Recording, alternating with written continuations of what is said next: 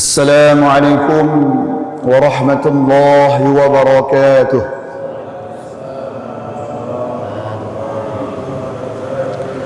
إن الحمد لله نحمده ونستعينه ونستغفره ونؤمن به ونتوكل عليه ونعوذ به من شرور أنفسنا ومن سيئات أعمالنا. من يهده الله فلا مضل له ومن يضلله فلا هادي له. أشهد أن لا إله إلا الله وحده لا شريك له وأشهد أن سيدنا ومولانا وحبيبنا محمدا عبده ورسوله. اللهم صل على سيدنا محمد الفاتح لما أغلق والخاتم لما سبق ناصر الحق بالحق الهادي إلى صراطك المستقيم وعلى آله حق قدره ومقداره العظيم. أما بعد. Para hadirin hadirat jamaah Masjid Nurul Huda yang dimuliakan oleh Allah Subhanahu wa taala, pertama-tama marilah kita senantiasa bersyukur dan bersyukur lagi kepada Allah Subhanahu wa taala, karena sampai detik ini Allah Subhanahu wa taala telah memberikan kepada kita macam-macam kenikmatan. Salah satunya nikmat yang paling besar, yaitu Allah pilih kita untuk hadir menjalankan perintah Allah, menjalankan sunnah Rasulullah, yaitu dengan salat subuh berjamaah. Hadirin yang dimuliakan oleh Allah Subhanahu wa taala, kita bersyukur kepada Allah karena Allah masih pilih kita di dalam kebaikan, di dalam bulan yang mulia. Karena orang yang dipilih oleh Allah untuk mendengarkan kebaikan, untuk datang di dalam majlis yang penuh dengan keberkahan, itu adalah orang yang senantiasa dipilih oleh Allah. Maka kita syukuri dengan sungguh-sungguh. Alhamdulillah. Hadirin yang dimuliakan oleh Allah, di dalam riwayat Bukhari, baginda Nabi Agung Muhammad sallallahu alaihi wasallam meriwayatkan bahwa idza futihat Ramadan, idza jaa Ramadan futihat abwabul jannah wa ghulqat abwabun nar wa sulsilat syayatin. Maka kata Nabi sallallahu alaihi wasallam, ketika datang bulan Ramadan, maka pintu-pintu surga itu dibuka oleh Allah Subhanahu wa taala. Pintu-pintu neraka itu ditutup oleh Allah Subhanahu wa taala. Dan setan-setan dibelenggu alias diikat oleh Allah Subhanahu wa taala. Maka di dalam mendengarkan hadis ini, hadirin yang mulia, maka kita sebagai orang yang awam ini bertanya-tanya, timbul pertanyaan. Maka kata Nabi, setan itu dijanjikan oleh Nabi ketika di dalam bulan Ramadan dibelenggu. Setan itu diikat oleh baginda Nabi, oleh Allah Subhanahu wa taala di dalam bulan yang mulia. Tetapi kalau kita melihat keadaan sekarang, kenapa maksiat masih merajalela? Bahkan kalau kita lihat maksiat yang dikerjakan di dalam bulan Ramadan ini lebih parah daripada maksiat yang dikerjakan di luar bulan Ramadan. Artinya apa, hadirin? Artinya kemaksiatan itu semakin nikmat kita menjalankannya di dalam bulan yang mulia. Maka di dalam pertanyaan ini ada dua jawaban. Maka yang pertama, jawaban yang paling ringkas. Ketika seseorang itu masih berbuat maksiat di dalam bulan Ramadan, jawaban yang pertama itu adalah kemaksiatan-kemaksiatan yang dia kerjakan di dalam bulan Ramadan itu adalah kemaksiatan yang sudah terbiasa dilakukan di luar bulan Ramadan. Jadi kemaksiatan yang sudah terbiasa di luar bulan Ramadan, sampai Ramadan masih tetap diulangi. Di luar bulan Ramadan dia berpacaran kalau anak-anak muda ini berpacaran. Pacaran itu haram. Di dalam bulan Ramadan dia tetap berpacaran. Bahkan sahurnya dibangunkan sama ayam. Hadirin yang dimuliakan oleh Allah, tanpa digoda oleh setan, dia terus melakukan kebiasaan tersebut karena itu adalah dorongan dari hawa nafsu dia sendiri.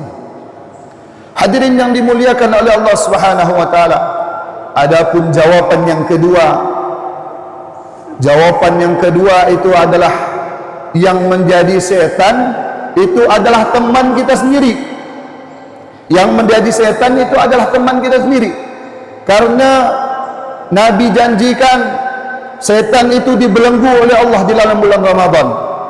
Tapi dari bisikan teman kita ni, ayo kita ke sini, kita ke senun, yang niat hati mau solat tarawih sambil nunggu imam baca doa habis solat isyak, dibisik ke kawannya, ayo kita pergi ke kopi senun yuk, mumpung sepi. Jadi apa hadirin yang mulia? Jadi dia melaksanakan kemaksiatan, dia melaksanakan kelalaian itu atas dorongan setan, yaitu dari kalangan manusia, yaitu temannya itu sendiri. Dia menunggu solat tarawih, udah rakaat keempat, rakaat ke-8 yang solatnya 23 rakaat, rakaat ke-8 dibisik ke kawannya, ayum kita pergi ke senun main biliar. Akhirnya apa? Akhirnya ikut tergoda dengan kawannya. Tarawih hilang, tadarus hilang, amalan-amalan lain jadi hilang. Hadirin yang dimuliakan oleh Allah Subhanahu wa taala, yang harus dipahami itu adalah setan yang dibelenggu oleh Allah Subhanahu wa taala pada bulan Ramadan itu adalah hanya setan dari kalangan jin saja. Adapun setan dari kalangan manusia tidak dibelenggu oleh Allah Subhanahu wa taala. Maka hadirin yang dimuliakan oleh Allah Subhanahu wa taala, sebagaimana firman Allah di dalam surah An-Nas, allazi yuwaswisu fi sudurin nas minal jinnati wan nas. Memang setan yang dari kalangan manusia ini ada. Maka yang membisikkan kejahatan, allazi yuwaswisu fi sudurin nas, yang membisikkan kejahatan di dalam hati manusia, itu ada dua golongan, minal jinnati wan nas, dari kalangan jin dan juga dari kalangan manusia. Maka hadirin yang dimuliakan oleh Allah Subhanahu wa taala, oleh karena itu bahwa kita sekarang mendapatkan bulan suci Ramadan, maka yang harus kita pikirkan bagaimana di dalam bulan suci Ramadan kita semaksimalkan mungkin perbuatan-perbuatan kebaikan-kebaikan kita laksanakan, dan perbuatan-perbuatan yang mendorong kemaksiatan itu kita tinggalkan. Jangan nyalahkan setan, karena setan itu pada hakikatnya telah dibelenggu oleh Allah. Tapi sadarilah bahwa mereka itu adalah mungkin sudah termasuk dari golongan setan yang dari kalangan manusia. Maka hadirin jamaah salat subuh Masjid Nurul Huda yang dimuliakan oleh Allah Subhanahu wa taala, orang yang durhaka, manusia yang durhaka itu adalah lebih mengerikan lagi daripada apa hadirin yang mulia? Daripada manusia itu sendiri, daripada iblis laknatullah alaih. Bahkan dikatakan kedurhakaan manusia ini lebih parah daripada kedurhakaannya iblis kepada Allah. Seburuk-buruknya iblis ini tidak akan pernah mengaku diri ini tuh sebagai Tuhan, tidak pernah akan mengaku diri itu pernah menjadi nabi atau menjadi nabi, tidak pernah dia mengaku. Tapi kalau manusia hadirin yang mulia, dia ini pasti ada segolongan manusia yang mengaku dirinya itu sebagai nabi. Maka hadirin yang dimuliakan oleh Allah, iblis pun terheran-heran. Nakalku tidak seberapa mah kali iblis. Nakalku ni cuma menggoda manusia supaya tidak berbuat kebaikan je. Tapi kalau manusia itu sendiri ngaku sebagai nabi, ngaku sebagai Tuhan, yaitu Fir'aun laknatullah alaihi. Maka hadirin yang dimuliakan oleh Allah Subhanahu wa taala, disinilah di dalam bulan yang mulia inilah harus introspeksi diri, harus mengevaluasi di dalam bulan Ramadan yang ke-16 ini kan. Yang ke-16, saya ini sudah hatam Quran berapa kali? Saya ini sudah berbuat kebaikan sehari itu berapa jam? Saya itu sudah berbuat kelalaian berapa jam selama sehari? Jadi senantiasa kita introspeksi diri supaya kita mendapatkan bulan suci Ramadan dan juga mendapatkan rahmat Allah, ampunan Allah dan kebebasan daripada api neraka. Maka hadirin yang dimuliakan oleh Allah, 10 hari Ramadan pertama itu adalah rahmat Allah Subhanahu wa taala. 10 hari bulan Ramadan yang kedua itu adalah maghfirah, ampunan Allah Subhanahu wa taala. Dan 10 hari terakhir di bulan Ramadan itu adalah itqum minan nar, yaitu dibebaskannya manusia daripada api neraka. Semoga termasuk kita semua. Amin ya rabbal alamin. Hadirin yang dimuliakan oleh Allah Subhanahu wa taala, maka di dalam bulan Ramadan ini kalau kita masih belum bisa jadi orang yang soleh, maka angkat tangan kita, tundukkan kepala kita berdoa minta kepada Allah supaya Allah tunjukkan kepada jalan yang lurus. Kita merengek-rengek kepada Allah, bahkan tidak apa-apa kalau nangis kita ini keluar darah karena kelalaian kita. Maka hadirin yang dimuliakan oleh Allah, tidak ada jaminan bagi siapapun yang ada di dunia ini untuk beruntung di dalam bulan suci Ramadan. Orang yang hafid Al-Quran, orang yang mempunyai ilmu, orang-orang yang dekat dengan para ulama, di situ dia tidak mempunyai jaminan untuk beruntung di dalam bulan yang mulia ini. Kalau dia tidak mengamalkan ilmu yang dia dapatkan, dan ilmu yang dia dapatkan tidak merubah kehidupannya sehari-hari, lebih khusus kehidupannya di bulan Ramadan. Maka hadirin yang dimuliakan oleh Allah, begitu juga dengan orang yang munafik. Orang munafik itu ketika zaman para sahabat radhiyallahu taala anhum, satu angkatan dengan Sayyidina Abu Hurairah, satu angkatan dengan sahabat-sahabat yang ikut dalam perang Badar, tetapi ilmu yang mereka dapatkan tidak bisa mengubah kehidupan mereka. Ilmu yang mereka dapatkan tidak bisa mengubah kehidupan mereka sehari-hari, sehingga mereka tergolong sebagai orang yang munafik. Maka hadirin yang dimuliakan oleh Allah Subhanahu wa taala, lalu demikian apa gunanya kalau emang sudah tidak ada jaminan bagi umat Islam, bagi umat Nabi Muhammad sallallahu alaihi wasallam yang ada di dunia ini, jaminan beruntung di dalam bulan suci yang mulia. Lalu bagaimana kita yang hadir di dalam majlis yang mulia ini? Bagaimana dengan orang yang sedang mencari ilmu? Bagaimana hadirin yang dimulia?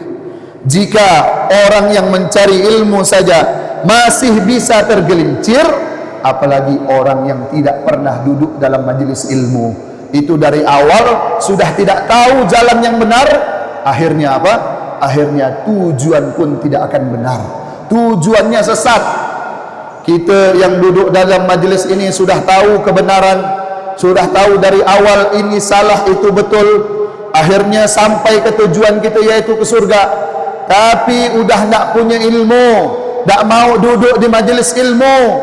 Akan tetapi hadirin yang mulia, tujuan pun dia pun tak tahu mau ke mana. Akhirnya na'udzubillah summa na'udzubillah, dia digerakkan oleh Allah untuk mengamalkan ahli-ahli neraka, amalan-amalan ahli-ahli neraka.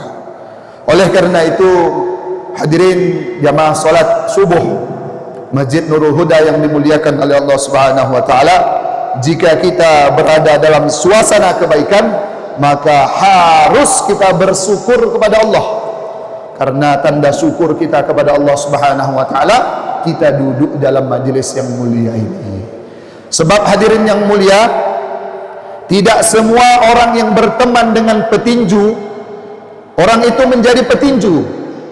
Tidak semua orang yang duduk dengan ulama itu menjadi ulama. Maknanya apa? Maknanya introspeksi diri masing-masing, perbaiki diri masing-masing, dan jangan lupa untuk mengingatkan kebaikan kepada orang lain dan juga menegah orang lain daripada berbuat kemungkaran. Insyaallah hadirin. Maka hadirin yang dimuliakan oleh Allah Subhanahu wa taala, celakalah bagi orang yang mendapatkan bulan suci Ramadan tetapi keluar dari bulan Ramadan tidak mendapatkan ampunan Allah Subhanahu wa taala. Semoga Allah Subhanahu wa taala senantiasa menggerakkan kita di dalam kebaikan demi kebaikan. Akhirnya hadirin yang dimuliakan oleh Allah, kita ditujukan oleh Allah ke jalan yang benar dan masuk ke dalam surganya Allah Subhanahu wa taala. Amin amin ya rabbal alamin. Mungkin itu saja yang dapat bisa saya sampaikan.